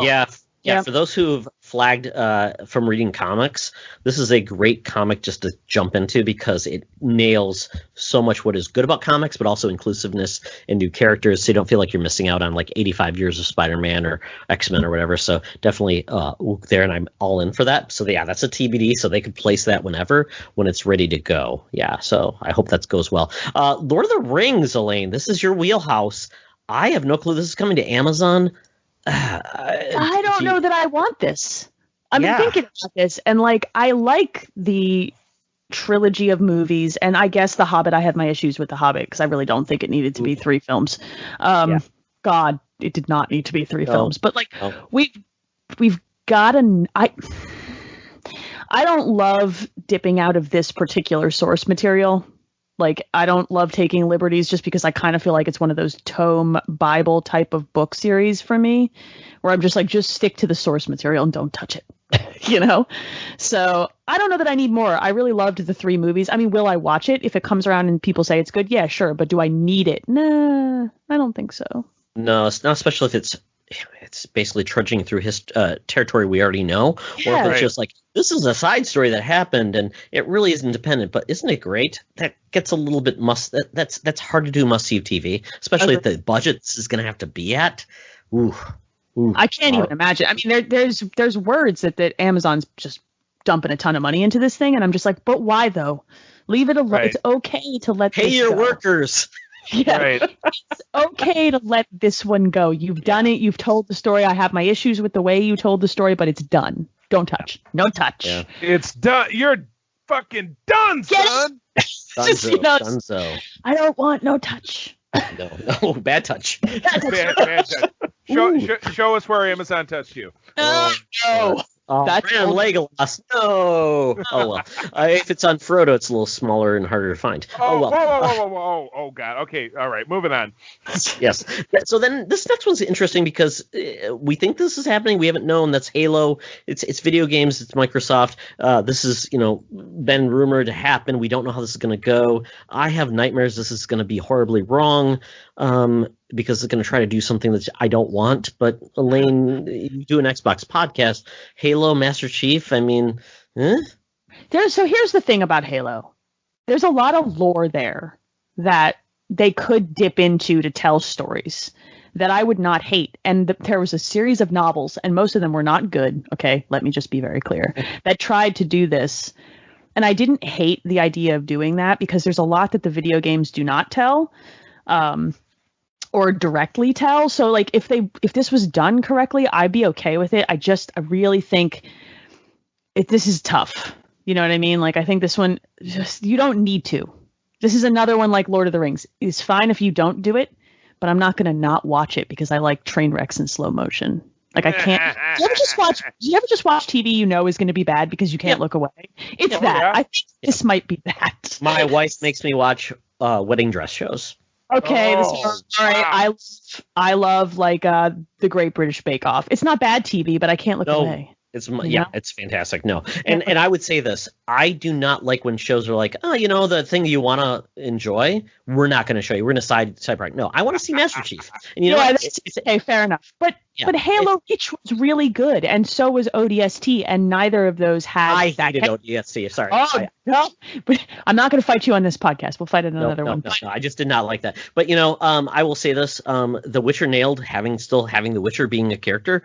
They can do with Master Chief, and he can lead us through because I just hate it when they say, "Oh, it's about this." Now we're going to talk about this. No. They've done enough sidebar products. It's going to be this. So what would be really cool is if they took back when Halo 2, and I will make this quick. Back when Halo 2 was announced, there was a ARG that went around the internet called I Love Bees or something like that. Mm-hmm. There was all these audio clips, and they were about John's younger story and the whole program. I would love that story in this. Yeah, that would be because it's a character interest story. Yeah, it's coming to Showtime, so I don't think anybody actually. Showtime's like one of those networks. I'm like, does that even exist? I don't think it does because I've never seen it. It's never going to happen, but that's just me. Yeah, I think so too. It's like one of those things. Does it really need to happen? We'll see if it happens. And lastly, one of my favorite things of all time, Cowboy Bebop. It's anime. This is going to be live action. John Chu is going to be in this. He got injured, unfortunately, during the making of this, but I think this is fantastic. And Charlie, for you, Cowboy Bebop is basically it's a space bounty hunter, and it enjoys like jazz and fusion and things like that. And it's a lot of fun. And there's a corgi in it. I like corgis. I like corgi. You know what? When Albus leaves this world, I could see us having a corgi. So you know what? I'm on board. They're the perfect Queen's canine. That's true. What else do I need to know? Yas, Queen. Yes, we move on to movies. And this is the biggest question mark of ever. Will we actually get these movies in theater or streaming to Elaine's because she makes really good popcorn, apparently. Ooh, jelly. True. Yeah, so we're going to go through this list pretty quick. So we have Raya and the Last Dragon. This is a Disney animation film. Looks really cool. Kelly Marie and Tran in Aquafina are in this. Looks really cool. And this will be coming out March 5th. Basically, it's going to be one of those hybrid, just like Mulan was, where it's going to be a premium Disney Plus release for $30, or you can wait about 3 months later, watch it for free. And apparently, it's still going to come out to theaters. And at this point, buyer beware on what theaters actually will be open. I could not be more confused, but we'll wait for the 90 days and then see it. Yeah, same. If at all. Yeah, one movie you don't have to worry about where it's coming. It's coming to America. We talked about this, Charlie, earlier. It's coming to Amazon Prime, and it's basically the sequel that we never thought would happen, and we're getting it. I love it. No, I'm really looking forward to it. Yeah. Yeah, let's see. Let's move on. We talked about Morbius already, March 19th. That's already been moved out. No Time to Die. Has that already been moved out too? No time for a movie to come out. They were talking about it on the Weekly Pan. I don't know. This says April. It depends on how recent your article is. But this would be the final film in the franchise containing Mr. Daniel Craig that has been pushed back for now almost 18 months. Yeah. It's been a while. Yeah, big time. So I don't know. I guess we'll see. But again, April 2, is anything really coming out? I guess we'll find out. Yeah, then we moved to A Quiet Place 2. I haven't seen A Quiet Place 1, but it was a big hit, really successful. Once again, it's a horror film coming out in April. Right. I'm curious if this is going to move to streaming because I think it's a small enough film, even though it had a big audience, it could be successful there, or move it out to October, as we said. Yeah. Horror films. Yeah. I'm this is one I don't need. I liked Quiet Place the way it was. Yeah. Right. I wish they weren't making a second film, and I say that very infrequently about movies I loved, but that was one I wish they would have left alone. It seemed pretty complete. I agree with you. So next up, The Black Widow, May 7th again. This was supposed to be Marvel's tentpole last summer. This would be dealing with Natasha Romanoff after the events of 2016's Civil War, Captain America, where she's on the run and forced to confront her past as a spy and hang out with all of her goofy Russian family. What can I say? Built-in excitement. The action figures have already come and gone. They're all now on clearance. They're all now on clearance because nobody wanted movie figures from a movie they haven't seen. So, all of the Chex Mix packages have already put out. Oh, God. They've expired. Yep. Oh, Believe me, I work for a food company. Yeah, all these promotion things are a hot mess because they were like, what the hell are we going to do? Here you go. Right. Kind of like Halo, Elaine, right? Yeah. All your Monster Energy drink. Oh, you can't ridiculous. hold it for a year. So, I think there's going to be a point where Disney has to release this film because it's not going to age well because there's so many things in the way the MCU is tied into. You just can't wait long enough. And this movie's going to be 3 years old. It's like, oh, it looks great for a 3-year-old film. They're going to have to eventually just come to Jesus and say, we just need to let this one go and move on. Which is similar to Godzilla vs. Kong, which is part of the Warner Brothers films. And actually, this was done with Legendary. Apparently, they've had to go back to bat with Legendary on kind of how they'll pay for this type of things because this is supposed to be day and date on HBO Max. And Legendary's like, oh, really? You didn't tell us this. So there's a lot of financials that they'll have to work on. But, this is going to be interesting because the last Godzilla didn't do very well, but I loved Kong Skull Island. So I'm excited. I love movies like this, even when they're bad. It's giant monsters fighting each other. Let's go. Right. It's just that simple for me. I'm a child. What else do you want to know? Yeah. I'm fired up. We'll see it. We want to know how Cruella will work because Anne Hathaway looking like Sia, I guess. some very vicious. Look, it's a Lady Gaga haircut thing. I don't need a live action Dalmatian. Look, no, I'm good without this. I don't want this. I don't want to see the real dogs get hurt and make the real dog noises. I can't. Why do the Dalmatians why she's like using them as like guard dogs? It looks so weird. It's not how they know they do. Is this Guy Ritchie's 101 Dalmatians? I like this dude in the background on the scooter, like, sup? This image is very, very ridiculous. I don't want this. Please don't make it. He looks like he sweats every time he moves a muscle. I thought the same thing. Oh, It's too late for you. but I like his hat. Oh well. Thank you, man. On a scooter. Oh well. That's coming out May 28th. We don't know where, but it's a Disney property, so I assume Disney Plus. Fast and Furious 9. It's all about the family. Yes, always. Exactly. Sure. All the fam. All the Dom Toretto fam. Yes. Never stop making these films. Put them in space. Make it like Jason versus Freddy. I don't care what you do. They're hilarious. The only one I've ever seen was the spin-off with The Rock and Jason Statham. Hobbs versus Shaw, which was the worst of them. I mean, look, Tokyo Drift is up there amongst my favorite really stupid movies. I have a very soft spot for the Fast and the Furious films. I own a Lego version of Dominic Toretto's Charger from that first movie. It's built in the background, like it's a Technic He's set. He's the perfect Lego figure. Right. Yep. No head. He's just got no hair. I deeply love these films against like all of the intelligent parts of my brain. So let's just go. You know, when does Vin Diesel's deal with it? His deal with the devil. When does that end? I don't know, but I keep seeing his face in things, and it's weird. When the first of these movies becomes unprofitable, that's when. Okay, there we go. Well, China has unlimited funds, so that ain't happening anytime soon. But then we get into, like, it's funny, this next movie, we didn't normally talk about this, but because I just want to layer this on. The French Dispatch, this is a Wes Anderson film. These movies are purely, it's kitsch, it's fun. Bill Murray, it's the only thing he does these days. It's just so weird and wacky, and it just made me think about, I had to describe Wes Anderson to my son Logan, so I showed him the SNL skit about Wes Anderson's horror film, and it was that's all you needed to know. Wow. Oh wow. Absolutely. Oh, buddy. Yeah.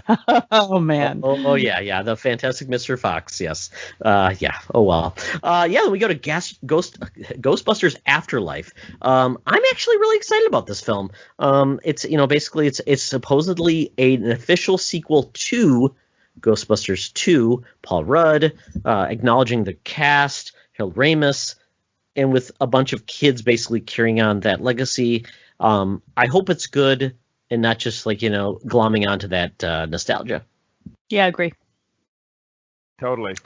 June 11th, the Sony property, so I don't know where this actually would show up. So we'll move on to the In the Heights. This is going to go to HBO Max. This is Lin-Manuel Miranda making a modern-day musical. Awesome. It's directed by John M. Chu, but it was produced by Lin-Manuel Miranda, who's doing all the music and everything like that. This could be a lot of fun. Why not? We don't get a lot of new modern musicals that are done by a musical genius who likes to freestyle rap. Right, totally. And Yes. and does it right. Could anything make you that interested in constitutional politics? I don't think so. Maybe Schoolhouse Rock. No. I'm just a bill. Up on I'm just a Capitol bill. We don't want to talk about Capitol Hill. Next movie. No. God, next movie. Simpsons doing something that you don't want to talk about. Oh, well, move on. This movie, once again, Venom, Let There Be Carnage. This is a Sony film, June 25th. This is the sequel to the movie we already talked about. This is Andy Serkis directing this. Woody Harrelson is Carnage. This is just like, it's like almost seeing I expect to see Nicolas Cage in this movie, but he's not. Yeah, here's my thing. I love Carnage as a villain, so this is going to end up bumming me out. Like, I really do think this is just going to end up bumming me out. They'll play Cletus Cassidy.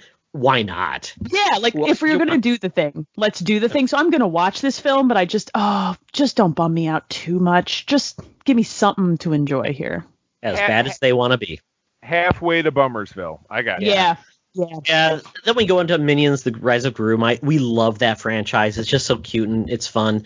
July 2nd, this is Universal. So once again, I don't know where this is going to show. Maybe on Peacock. Who knows? Wait, watch for it. Then Top Gun Maverick. This is a movie. This is one of the first movies I saw on this list that I'm like, this really has to be at a theater. Because when I saw when I saw some of the pictures, what they're doing with it in cockpit in these jets, you can't watch this on a small screen. Also, if there's no beach volleyball scene, I quit. Number one. Right, exactly. And number two, no one asked for this. I don't need another one of these films. The first one is perfect and needs to not be touched ever. Exactly. You better say he's too old for this shit. And it's going to be a pickleball match. It suffers from sequelitis 35 years after the fact. Come on now. It's so weird for it to have been 35 years and me to still be looking at this like, no, thank you. Let's Yeah, just right. Top Gun again. Yeah, exactly. Thank know? you very much. Charlie, Just one throw it in word. there. Jennifer Connelly. That's 2 words, but I don't care. Oh no! Ooh, I thought that was one of your things, but oh well. No, We'll move on. I don't care that it's 2 words because Jennifer Connelly has always been at the top of the hall pass list. Okay, I was confused by the whole thing. She's smoking. Tall, dark, and smoking, and oh god, She has not aged since. So what was that one movie where she did with back in the day? Oh yeah, she has not aged. Oh well. Yeah, with the devil, but whatever. I don't care what her with the devil looks good. Her and Vin Diesel, I can't believe she's not been in one of those movies. Oh, give her a chance. Yes, Bring it time. back. Her and Sly Stallone will show up and it'll save the franchise. Oh, well, we move on to Shang-Chi and the Legend of the Ten Rings. Once again, this is an MCU film, July 9th. We have Simu Liu from Kim's Convenience, which is one of my favorite series, a comedy series on Netflix. It's just great. It's Canadian, Charlie. You'll love it too. Canadians, yes. Yeah, Michelle Yeoh. Obviously, we've got she's Giorgio. This is a great cast. It's going to be a lot of fun, and it's going to apparently tie in the Mandalorian. That was sorry, not the Mandalorian. The I'm blanking on his name. The man with all the rings. The Mandarin. The Mandarin, not the Mandalorian. Not the Mandarin Lorian. No. Yes. So once again, I don't know how they're going to do this. This might get, obviously, if Black Widow gets pushed, this gets pushed as well. Then Space Jam: A New Legacy. This is something that nobody asked for, but LeBron James did, so that's why it's happening. There you go. He made it. He made it happen. No more to be said. Jungle Cruise. This is Disney, right? What else could it be? The ride, based on the movie, based on the ride. Emily Blunt, Rock and Emily Dwayne Blunt, Johnson. It's basically a skyscraper on a river. Meets Jumanji. Oh my God! This picture for the Suicide Squad, big question mark. August 6th. Are they just calling it Suicide Squad? It's not called. No, it's called the Suicide Squad. Okay, was the first one just called Suicide Squad? It was. The makes it different. I can't. Why? I hate it. Just please don't. Viola Davis, Margot Robbie, Taika Waititi, Sly, Idris Elba, Jai Courtney, and Pete Davidson. It will still be shit. Moving on. I will say, with James Gunn being involved, I think it's going to be awesomely ridiculous, and I'll go with there. I'll still watch it because I'd make bad choices. Next movie. There's so many good people in this movie that it's going to be like it was like one of those old movies. Like we just brought all our friends and just like an Adam Sandler film, we just made it and had fun, regardless if you like it or not. Also, I think Margot Robbie does a great job, and I'm kind of in love with her, so she can be whatever she wants to be in, and I'll watch it. Let's do it.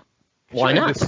All right, skipping down the list here to Candyman, Charlie. Oh, Candyman. Oh man, how could I? Yeah. I'm excited about this. Yes, we talked about that way back when it was supposed to come out. But not August, please.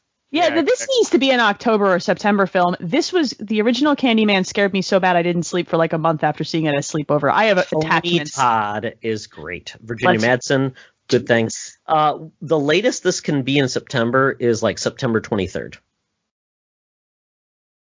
Can we agree? Right. Sure. Why not? Yes, yeah. I like it. Yeah, so let's move on to Dune, October 1st. This is, it's going to be a spectacle on HBO Max. I hope this is good, but it could be a hot mess too because it's such a difficult property to really bring to the film. But you know what's not difficult to bring to the film is yet another Mission Impossible movie. 7? My wife loves these, so we're going to see them. It will have the same plot. It will be Tom Cruise's weird run, and he's hanging off the side of something, or he's jumping from the side of something else. And no plot. It says no details have been shared. Unnecessary to know what the details are. There's a list. There's people. There's a computer, and there's a mole. And Rames. I'll still watch. This is like Fast and the Furious for me. I don't care. Just keep dishing them out. I'll keep watching them. I don't even care. And this is so absurd that I have to see it, but I hope it's on a streaming service. Baz Luhrmann's Elvis. Ooh, that could be fantastic. I'm here for it. Like, Austin all right. Butler and Tom Hanks as the Elvis and Colonel Tom Parker. Who's Austin Butler? I don't know who he is, but I hope he's good. But Who Tom cares? Hanks, yes. But yeah, and Olivia DeJonge as Priscilla. Not sure I can picture her, but you know what? I don't care. Baz Luhrmann. It's gonna be bespectacled. Yeah. So- Then we get to Spider-Man 3, December 17th. And this is the one that's Wow. basically the Spider-Verse coming to life with all Right. those people we've talked about. So this could be a lot of fun.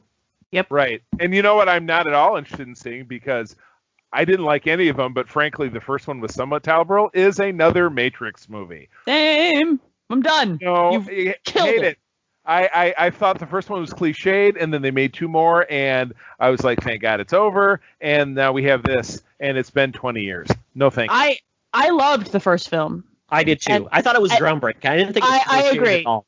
Yeah. I actually saw the second film at a midnight showing off tickets like my husband got from somebody he knew. I didn't hate the second film, and I loved some of the action sequences in it, and I think some of those action sequences informed movies like Fast and the Furious later, and I think they were important. That third movie was garbage, though, and made me mad. Yes. So I'm not... Made In me hot, mad. hot, sweaty raves. Nobody wants to see that. Nobody anyways. wants, unless it's in Blade, and it's a Right. vampire And rave. it's That's right. blood. And it's blood. And it's Okay, all then I blood. want to see it.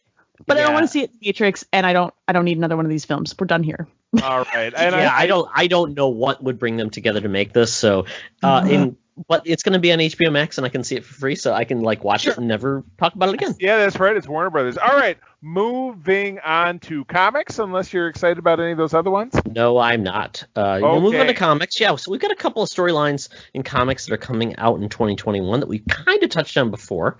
But really quickly, the first thing is I have known nothing about this, Charlie, so you have to tell me why Mary Jane is taking on Gwen Stacy. I don't think this is happening in one of the titles I follow. It is the King of Black saga, which is Null, the god of the symbiotes. I stay away from a lot of the symbiote stuff, frankly, because there was a Venom crossover, maybe it was last year or the year before, that I really tried to get tied into, and it really let me down. So I'm going to call not it on this one. Sorry. And Elaine, stop us if you want to talk about any of this. Noted. I'll ride with you for this. Whatever storyline this is in, now I kind of want to read though, because Mary Jane versus Gwen Stacy, I'm here for. I love Spider-Man's the one comic series that I have bounced in and out of over the years, and this sounds. I am a ridiculous. dyed in the wool Spidey guy since the late 80s. Some in and out, but no, I've been a consistent reader. It's funny. I just got the issue pictured here, which is 4 issues behind. Thank you, bulk mail. But I do print subs for some stuff because it's so much cheaper, and I just use the digital code, and I donate the print copy because I don't need more stuff. But Agreed. anyway, yes, indeed. But anyway, yeah, Spider-Man's new nemesis is Kindred. It's actually Harry Osborn, and a weird twist of fate. No! Yeah, I know. The Sin Eater is involved, and now Norman Osborn is completely cured of being a bad guy. So there's a lot of crazy stuff going on in the Amazing Spider-Man right now. Perfectly reasonable, Charlie. Perfectly reasonable. Yes. But and then I would say this next one does touch into a title that I read. So, but I haven't gotten this far. So yeah, Tad, you can go ahead. But yeah, the next host of the Phoenix kind of looks like it might be Captain America. What? Yeah, the Phoenix thing is just kind of this feels like touching back upon Avengers versus X-Men, where we had the Phoenix Force taking over certain characters. Now this is apparently canon, where it just happens all the time now, which is just weird because it's kind of like Marvel just dips into a lot of its past legacy just willy-nilly, which is very odd. But yeah, we're getting a lot of characters. I think that's Kazar's Zabu? Zabu. Oh, yeah. Big time. I think that might be Namor in the background. Ladies, people, but they all have phoenixes on their chest, so it's a little harder to tell who is who. But yeah, this is happening. I'm curious where this is going to go, but it seems like Marvel really needs to create some new canon because they are doing that with the King in Black, so that's new and exciting. But Phoenix Force again, seems a little too early to do that after Avengers vs. X-Men, but. Moving on from that, we're getting the first meeting between Phantasm and Catwoman. Phantasm is actually a character that was created by Bruce Timm in the Batman animated series.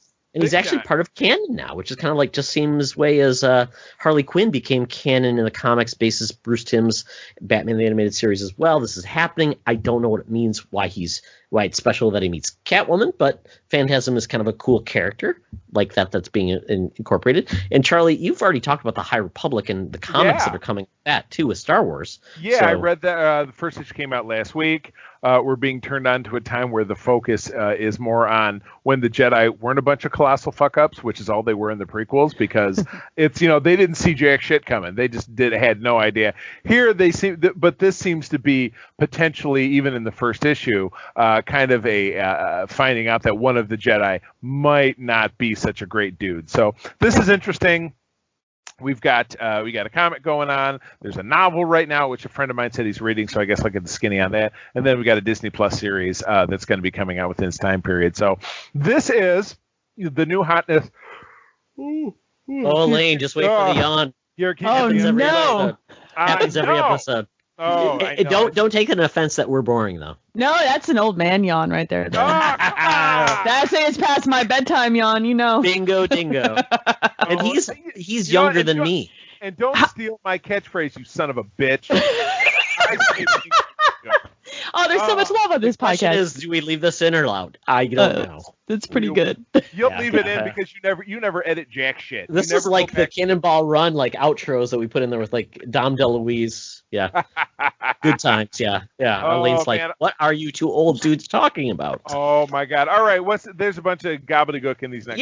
Yeah. The Return of Milestone Comics, Charlie. I talked about this. This is basically, there was actually a little documentary about this. This is basically where DC incorporated essentially a African American imprint at DC Comics back in the late 80s and created all these really cool characters, but there just was no love and not enough excitement behind it back in 1993. And it's now being brought back. And we had Sadak Shak, who's kind of been one of the primary characters with there, but then we've got basically Mosaic and a bunch of other characters that were inspired that were from people of, that were not recognized as, not white characters. And they were basically brought to fruition by non-white creators. So this is kind of cool. It's coming back finally. I like this. It's going to be great. And I'm glad it's finally happening. I think it's the right time for this to happen. Mm-hmm. So welcome back, Milestone Comics. And then with DC as well, I'm a DC guy versus Charlie, who's not really, but DC Future State, we've already talked about this as well. This is basically 10 years in the future of DC,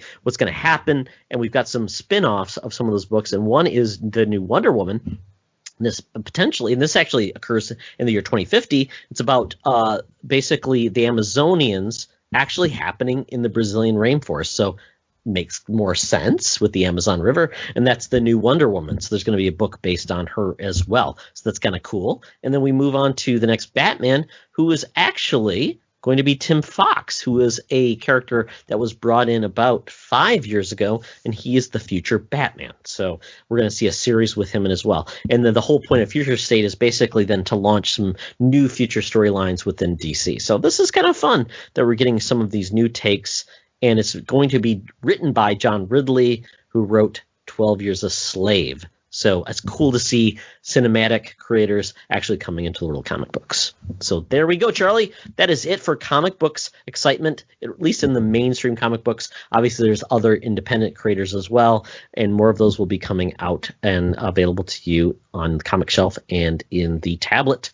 that you can read. So that is it for this episode. We survived. Elaine may regret it, but she came along and enjoyed the ride as well.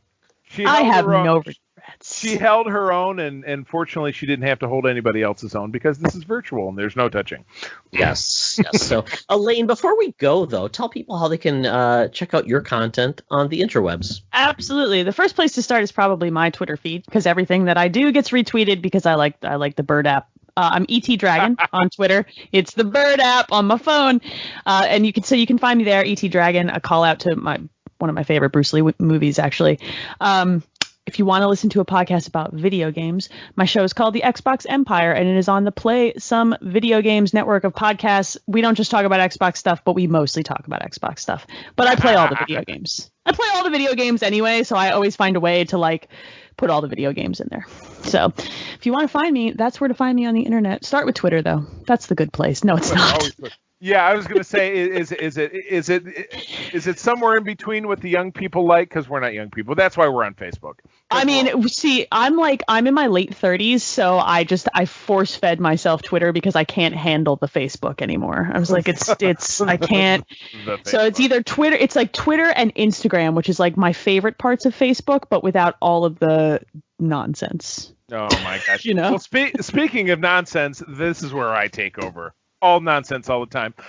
Thank you, friends, for joining us. We are, of course, a side project. We are a coming attractions of the Secret Friends Unite Facebook group and podcast page and podcast network, which we'll talk about in a second. But you can find us over on Twitter, as we have been talking about exhaustively, at Secret Friends U. That would be the letter U.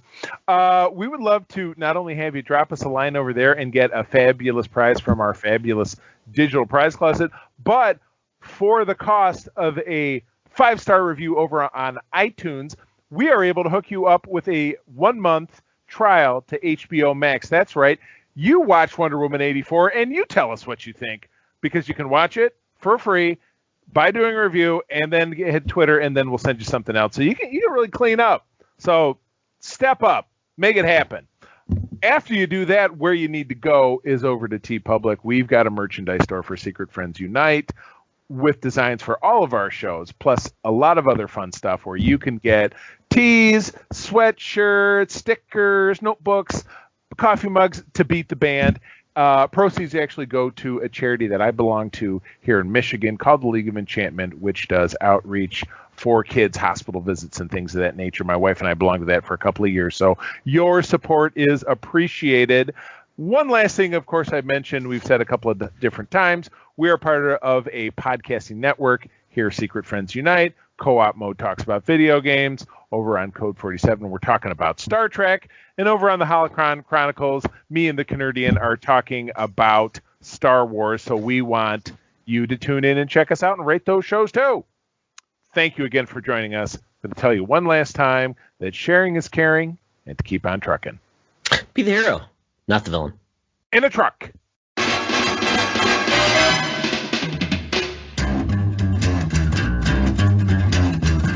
I think it's time to blow this scene. Get everybody in the stuff together. Okay, 3, 2, 1, let's jam.